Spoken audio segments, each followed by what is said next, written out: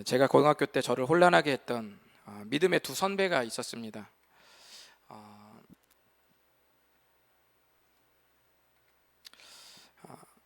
주일날 시험을 치는 것에 대해서 두 선배는 이렇게 조언해 주었습니다. 한 선배는 주일날 국가고시를 치르면 예배를 드릴 수 없으니 그 시험에 준하는 자격증이나 영어 점수를 포기하고서라도 예배를 드려야 한다고 그렇게 말했습니다. 예배를 위해서 포기한 부분은 하나님께서 반드시 채워주실 것이라고 그렇게 조언을 해줬습니다. 또 한 선배는 그렇게 하는 것보다는 목사님께 양해를 구하고 주일날 예배를 빠진 후에 시험을 쳐서 좋은 스펙을 가지고 실력 있는 사회인의 자리에서 하나님께 영광을 돌리는 것이 더 좋은 것이라고 그렇게 말했습니다. 여러분 같으면 1번 가르침, 2번 가르침 무엇을 여러분은 좀 따르시겠습니까? 그 당시 고등학생의 신분에서 저는 정말 혼란스러웠습니다. 성경을 잘 모르고 신앙의 연륜이 짧거나 아직 연약한 분들은 어떤 상황이 닥치면 뭘 어떻게 결정해야 할지 모르는 경우가 많습니다.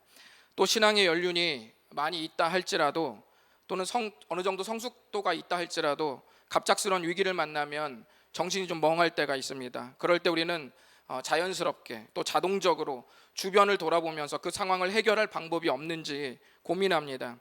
오늘 위기에 처한 바울과 그 동료 실라는 갑작스러운 위기에 처하고 말았습니다. 일전에 바울은 귀신에 붙들려서 점을 쳐주던 여종을 예수님의 이름으로 해방시켜 주었던 적이 있습니다. 그러나 그 여종의 주인들은 이제 여종을 이용해서 돈을 벌 수 없다는 생각에 소망을 잃어버렸다고 이렇게 고백을 했습니다. 주인들은 예수님의 능력을 몸소 경험한 그 소망의 최근접 거리에서 수많은 사람들이 그렇게 갈망하는, 주님이 일하시는 것을 직접 보고자 하는 수많은 사람들이 있어도 보지 못하는 사람들이 많은데, 그 주인들은 그 여종이 해방되는 주님의 역사하시는 그 현장에 바로 그 앞에서 아이러니하게도 소망을 잃어버렸다고 한탄했습니다. 그리고 그 한탄은 바울을 향한 분노로 바뀌기 시작했습니다. 결국 돈에 눈이 먼 주인들의 모함에 바울과 실라는 흠씬 두들겨 맞고 감옥에 갇혔습니다. 이제부터 감옥에 갇힌 바울과 실라는 어떻게 해야만 할까요? 우리가 이 시간에 이 바울이 처한, 또 실라가 처한 이 상황들을 우리가 함께 들여다보면서 오늘 내가 이런 상황에 어떻게 하는 것이 좋을지, 나도 이런 상황에 처한다면 어떻게 하는 것이 좋을지 생각해보는 시간을 함께 갖도록 하겠습니다. 사실 바울과 실라는 이 위기의 순간에 언제든지 쓸 수 있는 비장의 카드가 하나 있었습니다. 그것은 바로 로마 시민이었다는 사실입니다. 저번에 설명드린 바와 같이 빌립보라는 도시는 로마가 아니면서 가장 로마스러운 도시 중 하나였고, 로마의 직속 식민지, 제가 말씀드렸죠. 그 당시 식민지는 나쁜 의미가 아니라고, 로마의 모든 혜택을 받아 누릴 수 있는 아주 좋은 의미의 그런 로마의 직속 식민지가 되었고, 그곳에 사는 로마 시민은 로마에서 누리는 모든 특권을 누릴 수 있는 바로 그런 곳이었습니다. 대표적으로 로마 시민은 인두세와 우리들의 주민세 같은 인두세와 토지세를 전혀 내지 않았습니다. 또 소유권 이전이나 또 단기 차익을 누릴 수 있는 그런 여러 가지 부동산 전매도 굉장히 자유로웠습니다. 그리고 무엇보다 정식 재판을 거치지 않고 로마 시민을 때리거나 폭행하거나 또 폭력을 휘두르거나 투옥할 수가 없었습니다. 또 명백히 재판 결과가 나왔다 할지라도 로마 시민이 황제에게 상소를 요청하면 그 지역에서는 그 어떤 사람이라 할지라도, 고위 관직자라고 할지라도 이유 불문하고 그 로마 시민의 이유를 들어주어야만 했습니다. 인권이 정립되지 않은 고대 사회에서 로마 시민의 이런 권한은 아주 막강한 것이었습니다. 사도행전 후반부에 가면 로마 시민 한 사람을 위해서 470명의 군인이 동원되는 사건도 일어날 정도였습니다. 로마 시민이라는 신분은 이런 힘이 있었습니다. 여러분께 질문해 볼 테니 스스로에게 한번 대답해 보시기 바랍니다. 이런 상황에 처했을 때 여러분이라면 여러분은 언제 로마 시민이라는 이 비장의 카드를 쓰실 작정이십니까? 1번, 애초에 빌립보 땅을 밟을 때 이곳이 내 안전 가드를 치기 위해서 나 로마 시민이라는 딱지를 마치 그 런닝맨처럼 등허리에다 또는 늘 사람들의 대화 속에서 말하고 다닐 것이다. 2번, 여종의 주인들이 거짓으로 모함할 때 그때 내가 로마 시민인 걸 밝힐 것이다. 3번, 모함당해서 이제 이 간수에게 끌려가서 매질을 당하려고 할 때 그때 나는 로마 시민이라는 것을 밝힐 것이다. 4번, 감옥에 쳐넣으려고 할 때 로마 시민인 것을 밝힐 것이다. 5번, 나는 로마 시민이라는 사실을 쓰지 않겠다. 여러분 몇 번을 좀 마음속에 선택하셨습니까? 언제 나는 이 비장의 카드를 써보겠다. 5번은 거의 없을 것 같고요. 아마도 1번과 4번 상황 어디쯤인가에서 여러분 숨겨놓은 비장의 카드를 꺼내시지 않겠습니까? 저는 한번 3번 한번 해봅니다. 아프니까. 그렇다면 바울은 이 로마 시민 카드를 언제 꺼내들었을까요? 36절과 37절 일부를 한번 읽어보겠습니다. 시작. 간수가 그 말대로 바울에게 말하되 상관들이 사람을 보내어 너희를 놓으라 하였으니 이제는 나가서 평안히 가라 하거늘 바울이 이르되 사람인 우리를 죄도 정하지 아니하고 공중 앞에서 때리고 옥에 가두었다가 이제는 가만히 내보내고자 하느냐. 이 36절과 37절 이 말씀은 제가 오늘 나누려는 이야기의 끝부분입니다. 그러니까 바울은 모함을 당하고 매맞고 쇠고랑에 발이 채워진 채 감옥에 갇힐 때까지 로마 시민인 것을 전혀 이 카드를 쓰지 않다가 간수가 이제는 나가도 된다고 때릴 거 다 때리고 감옥 쳐넣을 거 다 쳐넣고 할 거 다 하고 모든 굴욕 다 당한 뒤에 이젠 나가라고 할 때 그때는 마음 쓸 필요도 없는데도 바울과 실라는 그때 자기 자신들이 로마 시민인 것을 그제서야 얘기를 했습니다. 로마 시민이라는 비장의 카드를 왜 이렇게 늦게 꺼내는지에 대해 우리는 다 이해할 수 없습니다. 여종의 주인들이 자기들을 모함할 때 로마 시민임을 알려서 보기 좋게 콧대를 꺾어 놓을 수 있었습니다. 너 내가 로마 시민인지 몰랐지? 네 얼굴 기억해놨어 각오에. 이렇게. 또는 아니면 죽도록 매질을 하려는 그 찰나에 로마 시민의 카드를 꺼낼 수도 있었습니다. 너 괴록 이런 식으로 해. 하여튼 너 내가 나중에 이 폭탄 선언한다. 아주 그렇게 피똥 싸게 만들어준다. 이렇게 말할 수도 있었습니다. 하지만 결국 위기의 순간에 바울과 실라는 그 카드를 전혀 쓰지 않았습니다. 결론적으로 우리는 한 가지 사실을 깨닫습니다. 그것은 바울과 실라가 로마 시민이라는 신분을 이 위기의 순간에 비장의 카드로 여기지 않았다는 사실입니다. 그렇다면 가장 큰 위기의 순간에 바울이 꺼내들은 비장의 카드는 무엇이었을까요? 우리 24절과 25절을 읽어보겠습니다. 시작. 그가 이러한 명령을 받아 그들을 깊은 감옥에 가두고 그 발을 착고에 든든히 채웠더니 한밤중에 바울과 실라가 기도하고 하나님을 찬송하며 죄수들이 듣더라. 바울과 실라가 마음속에 품은 진짜 비장의 카드는 기도와 찬송이었습니다. 뚜껑을 열어 제치고 나서 보니까 어때요? 허탈하죠?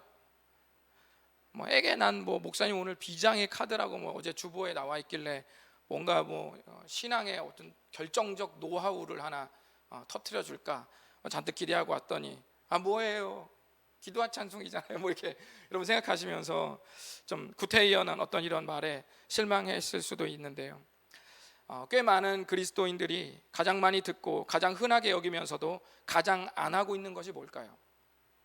귀에 딱지가 않도록 목사님께 또는 신앙의 선배에게 또는 수많은 교육자님들에게 수없이 듣지만 가장 안 하고 있는 것, 기도와 찬송입니다. 찬송과 기도는 역설의 매력이 있다는 것이 특징입니다. 무슨 말이냐면 우리가 신앙생활하다가 여러분 언제 감사하고 언제 찬송합니까? 먼저 경험하고 난 후에 감사하고 찬송하죠. 보통 우리가 그러는 것이 일상이잖아요. 우리의 보통 보편적인 모습이잖아요. 그러니까 선 경험, 후 고백 이 순으로 표현하는 것이 일반인데 찬송은 선 고백, 후 경험의 역순으로 임한다는 것입니다.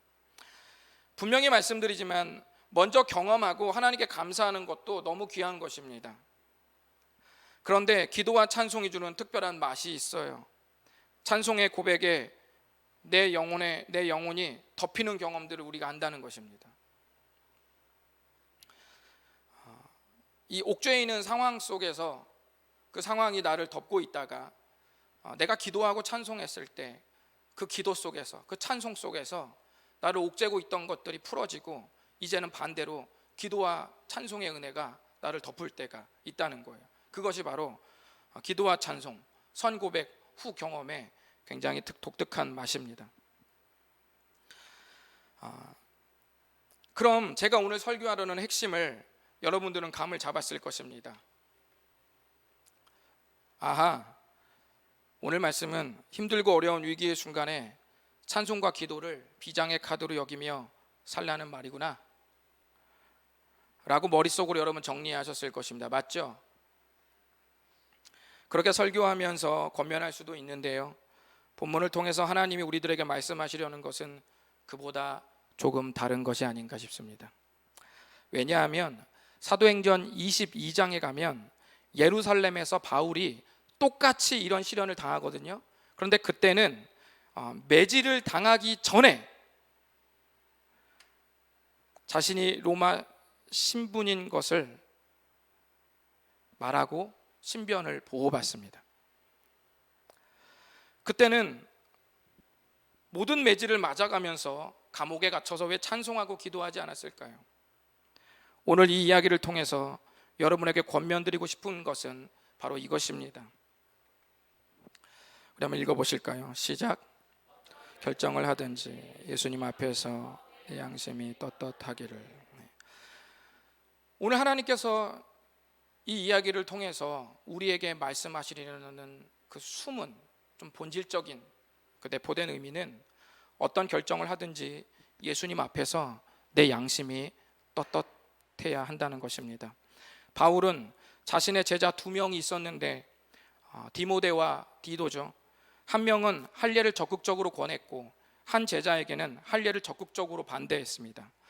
오늘 사건에서 바울은 매질을 당하면서도 로마 시민인 것을 말하지 않았고 이후에 생긴 비슷한 위험의 때에는 매질을 당하기 전에 자기가 로마 시민임을 알려서 신변 보호를 받았습니다.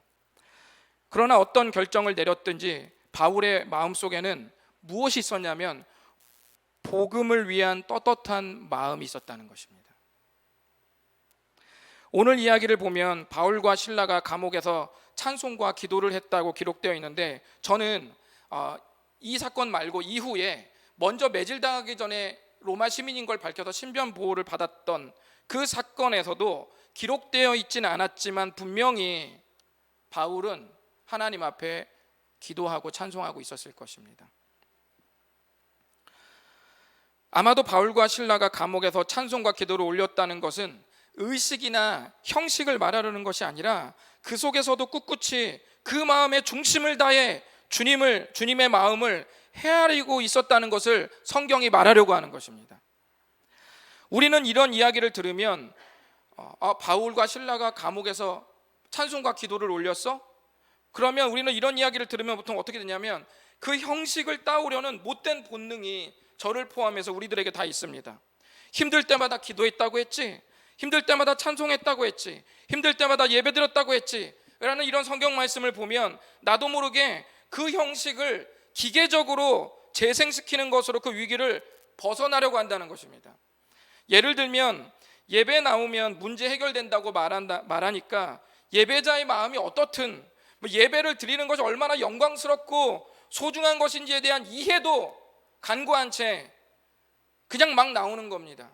예배 나오면 문제 해결된다고 하니까, 기도하면 해결된다고 하니까 정말 주님을 사랑하는 마음으로 대화하는 것을 내가 알든 모르든 이해를 하든 말든 그냥 기도에 나와서 그냥 엎드려 있는 겁니다. 주님이 기도하면 해결된다고 하니까 그냥 와서 기도회 자리에 와서 그냥 엎드려 있는 거예요. 제가 참 조심스러운데 이렇게 주님 앞에 나와도 사실 주님이 우리를 너무 사랑하시기 때문에 그 마음을 들으시고 이해하십니다.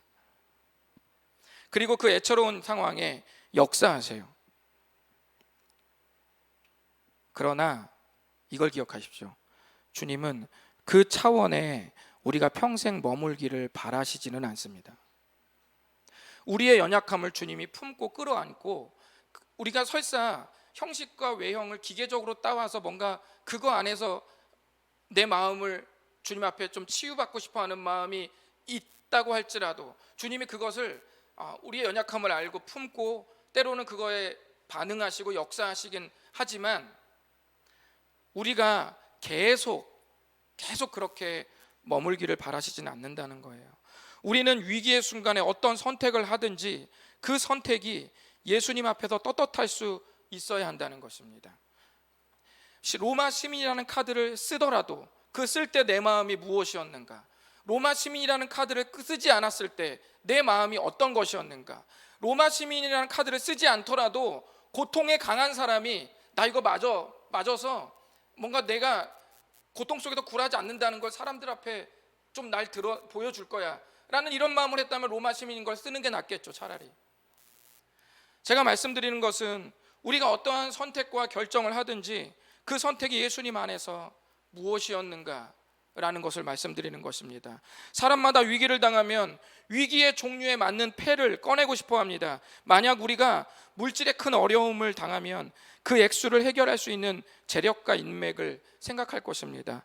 또 나를 포함한 소중한 사람이 큰 병에 걸렸을 때는 그 질병을 치료할 탁월한 이력이 있는 의사가 지인 중에 있는지, 아니면 지인을 통해 그런 의사를 연락할 수 있는지 떠올리게 될 것입니다. 사회생활이 힘들면 실질적인 조언을 들을 수 있는 존경할 만한 인생 선배가 내 주위에 누가 있는지 찾게 될 것입니다. 누구나 힘든 일을 당할 때 머리에 떠오르는 해결 방안이 그 사람의 비장의 카드가 될 것이에요. 저는 위와 같이 우리가 어려움을 당할 때 그 고민의 분야를 도와줄 사람이나 단체를 떠올리는 그 자체가 문제가 되지는 않는다고 생각합니다. 다만 예수님이 중심이 된 신앙의 고민이라는 과정 없이 너무 순식간에 위와 같은 것에만, 방금 얘기한 것에만 곧바로 의지하는 것에 대한 문제를 말씀드리는 것입니다. 그리고 진짜 중심에 예수님을 생각하고 결정한 것인지 그것이 중요하다고 말씀드리는 것입니다. 대개 변질이 찾아올 때는 먼저 본능적으로 대처하고 그 뒤에 신앙적 명분으로 덮습니다. 소위 쉴드를 치는 거죠. 신앙에 깊은 고민 없이 먼저 내 사심대로 결정해버리고 그 후에 생각하는 겁니다. 사실 주님도 나쁠 건 없잖아, 이런 식으로 덮는 것이죠. 여러분은 혹시 겉으로는 예수님 앞에서 여러분의 양심을 감추고 신앙적 명분으로 덮어가며 살고 있는 삶의 자리는 없습니까? 이 질문이 오늘 설교의 전부를 비전해서 저를 포함한 우리 모두에게 던지는 질문입니다. 요즘 코로나 시대로 접어들면서 다 함께 모이는 시간보다 개인적으로 신앙을 챙겨야 하는 그런 시간이 더 많아졌습니다. 목회자나 교회 단체의 울타리를 벗어나서 이제는 홀로 여러분의 양심이 예수님을 대면해야 할 때가 더 많아진 시대가 되어버렸다는 것입니다. 근래 우리들이 예수님 앞에서 우리의 양심을 감추고 신앙적 명분으로 적당히 덮어가면서 살고 있는 삶의 자리는 없는지 돌아볼 때가 된 것 같습니다. 만약 있다면 오늘 말씀을 통해 나의 삶의 자리를 조금 정리하는 시간을 가져보시기를 부탁드립니다. 제가 설교 서두에 전혀 다른 신앙의 조언을 주장하는 두 선배님을 말씀드렸습니다. 후배들에게 조언한 내용은 전혀 상반되었지만 공통점이 있었습니다. 그 두 선배님은 예수님을 진짜 사랑하는 분들이었어요. 세월이 지나서 이 두 분은 누가 봐도 존경할 만한 믿음의 신앙인으로 또 사회인으로 계속 거듭나고 있었습니다. 그리고 지금도 계속 성장하고 계십니다.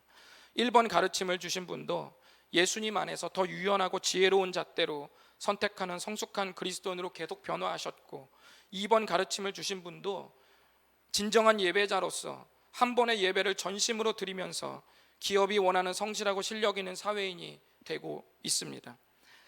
우리는 마음에 예수님을 모시고도 우리가 가진 믿음이 연약해서 많은 시행착오를 겪습니다. 하지만 시행착오를 겪고 실수를 했다는 그것이 그 사람의 중심에 예수님이 없었다는 의미는 아닙니다. 이따금씩 애기들이 청소 도와준다고 하면서 먼지를 더 엎지르곤 하지 않습니까? 여러분이 치운 자리를 애기들이 도와준다고 하면서 더 망가뜨리고 더 어질러 놓지 않습니까? 그렇게 어질렀다고 해서 도와주려는 아이의 중심이 없었던 것은 아니지 않습니까? 저마다의 성숙도에 따라서 하나님의 영광을 위해서 한다고 한 것이 잘못될 수도 있다는 말입니다. 중요한 것은 우리가 절묘한 선택을 하게 되든지 아니면 어처구니없는 실수를 하게 되든지 그 마음의 중심에 예수님을 품었냐는 거예요. 로마 시민권을 쓰든지 그것을 쓰지 않든지 그 마음 속에 있던 중심이 예수님 앞에서 무엇이었느냐는 것입니다.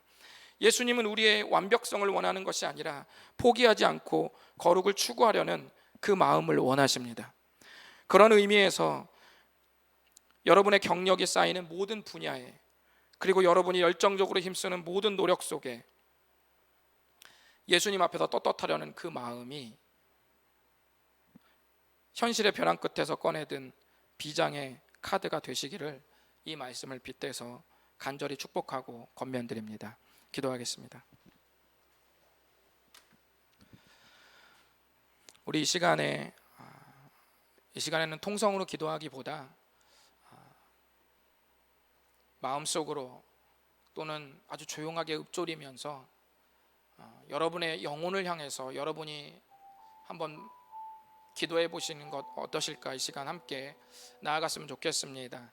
주님, 코로나 시대가 6개월도 넘은 채 계속되고 있는데 이제는 교회 단체의 어떤 소모임이나 또는 교회 예배를 통해서 내 신앙을 유지하기는 상당히 힘든 시대가 되었습니다.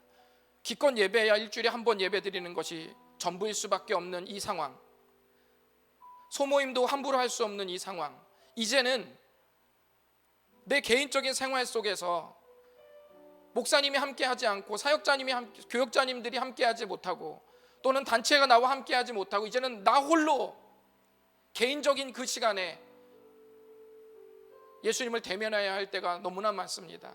주님, 내가 홀로 있는 그 자리에서 내가 선택하고 결정할 때 내 마음이 예수님 앞에서 무엇이었습니까?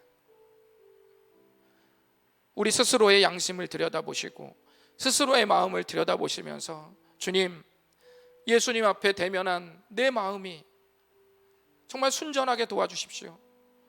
점점 또 더욱더 떳떳한 결정과 선택을 할 수 있는 나의 신앙이 되도록 주님 도와주십시오.